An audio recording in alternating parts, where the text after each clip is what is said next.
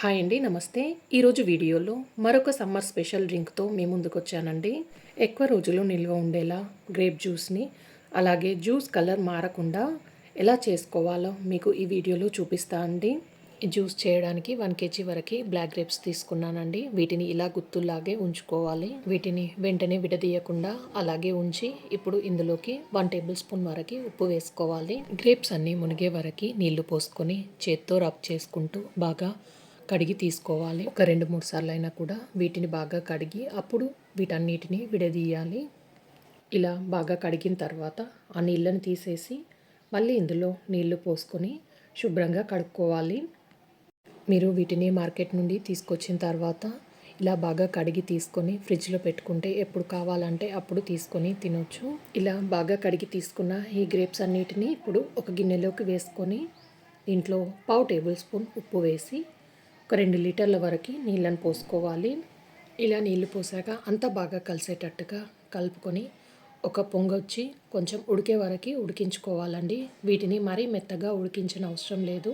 ఇలా ఒక 10 నిమిషాల పాటు వీటిని ఉడికించుకున్న తర్వాత చూడండి, ఇవి బాగా మెత్తగా ఉడికిపోయాయి. ఇలా గ్రేప్స్ అన్నీ బాగా ఉడికిన తర్వాత స్టవ్ ఆఫ్ చేసి స్టవ్ పై నుండి దించేసి వీటిని ఇప్పుడు వడగట్టుకొని తీసుకోవాలండి. మీరు ఇవి చల్లారిన తర్వాత చేత్తో అయినా కూడా మ్యాష్ చేసి ఫిల్టర్ చేసుకోవచ్చు. ఇలా ఉడికించుకున్న గ్రేప్స్ అన్నిటిని ఇప్పుడు జాలిగరిటెలోకి వేసుకొని వడగట్టుకోవాలి. మీరు మ్యాషర్తో అయినా మెత్తగా మ్యాష్ చేసి వడగట్టుకోవచ్చు.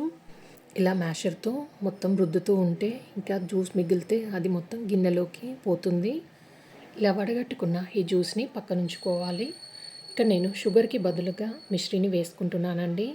ఇలా డైరెక్ట్గా వేయకుండా వీటిని కొంచెం చిన్నగా దంచుకొని ముక్కల్లాగా చేసుకోవాలి. ఇలాగే పెద్ద ముక్కల్లాగా వేస్తే మిక్సీ పాడయ్యే ఛాన్స్ ఉంది కాబట్టి ఇలా చిన్న చిన్న ముక్కల్లాగా చేసుకొని వేసుకోవాలి. ఇలా చిన్న ముక్కల్ని ఇప్పుడు మిక్సీ జార్లోకి వేసుకొని మెత్తగా పౌడర్ చేసుకోవాలి. మీరు మిశ్రీకి బదులుగా 250 గ్రామ్స్ వరకు షుగర్నైనా వేసుకోవచ్చు. చూడండి, ఇలా వీడియోలో చూపించిన విధంగా మెత్తగా గ్రైండ్ చేసుకున్న ఈ మిశ్రీ పౌడర్ని ఇప్పుడు జ్యూస్లోకి మొత్తం వేసుకొని ఈ జ్యూస్లో అంతా బాగా కలిసేటట్టుగా కలుపుకోవాలి. మీరు ఈ టైంలో స్వీట్ చెక్ చేసుకొని కావాలంటే ఇంకొంచెం గ్రైండ్ చేసి పౌడర్ని కలుపుకోవచ్చు అండి. ఇలా అంతా బాగా కలిసేటట్టుగా కలుపుకున్న తర్వాత ఫ్రిడ్జ్లో స్టోర్ చేసి పెట్టుకుంటే చిల్డ్గా సర్వ్ చేసుకోవచ్చు. మార్కెట్లో దొరికే కూల్ డ్రింక్స్ కంటే ఇలా గ్రేప్ జ్యూస్ ఇంట్లోనే చేసుకొని తాగడం చాలా మంచిది. ఈ సమ్మర్లో మీరు కూడా ఇలా ఒకసారి ట్రై చేసి చూడండి, ఎంత బాగుంటుందో మీకే తెలుస్తుంది. ఈ వీడియో నచ్చితే లైక్ చేయండి, షేర్ చేయండి, సబ్స్క్రైబ్ చేయండి. Thanks for watching.